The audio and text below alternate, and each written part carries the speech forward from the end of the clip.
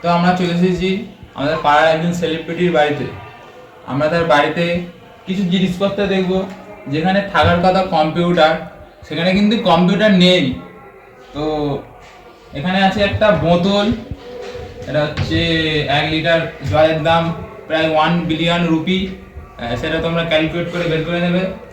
এখানে এখানে আছে কিছু গ্যাসলিন, ভেতরে আছে আর একবারই মাখা যাবে, বেশি নয়। বডির সঙ্গে কিছু নেই, মানে সাজানোর জন্য রেখে দিয়েছি। এটা হচ্ছে কি লিপ বাম টাইপের, এরকম এখানে দিবে নাকের ডব। নাকের ডপ। যাই হোক, এটা হচ্ছে এই ক্যামেরাম্যান হাসছি কেন? এটা যে বক্স আমি কিনে দিয়েছিলাম, তার খুব ডাউনফল চলছিল, এই জন্য আমি কিনে দিয়েছিলাম যাতে একটু গান শুনে মনটা ফ্রি করতে পারে। এখানে আছে, এটা কি, এটা তোমরা দেখতে পাও অনেক ডাক্তারের টেবিলে থাকে, যে ডাক্তাররাও শখ ছিল এই জন্য কিনেছিল, বাদ বাকি কিছু হতে পারেনি, সেটা আলাদা ব্যাপার। এটা কি, এটা এটা হচ্ছে এই বাক্সই, এই যখন ক্লাস 8-এ পড়তো, এখন হচ্ছে এ কলেজে সেকেন্ড ইয়ার, মানে সেকেন্ড ইয়ার, তো সেকেন্ড ইয়ার হবে পরে। তো এই বাক্সটা হচ্ছে এখানে একটা স্কুল ছিল বাইনের বামুনদাস, তো সেখানে পড়তো ক্লাস 8-এ। সরস্বতী পূজার দিনে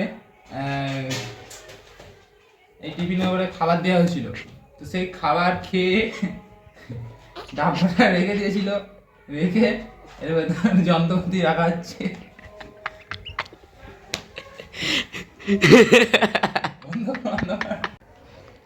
তো সরস্বতী পুজোর দিনে খাওয়া দাওয়ার পর এই বাক্সটা বাড়ি নিয়ে চলে এসেছিল। চলে আসার পর মানে ফেলে দেওয়ার কথা ভাবেও নি, ভেবেছিল না কিছু ইউজ করা যায়, তাই এর ভেতরে কিছু সেফটি কিনে রেখেছে। আর হসিবুল ইসলাম মল্লিক, এটা কিসের? এনসিসি। এনসিসি করতো, এনসিসি হয়ে গেছে। একটা মেডেল, মেডেলে কি করে এটা ঝরবে?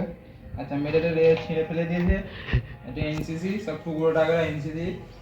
এটা এগুলো হচ্ছে এনসিসি প্রুফ যে এনসিসি করতো। ডাব্বা সাইডে করা যাক। ঠান্ডা, এটা কি?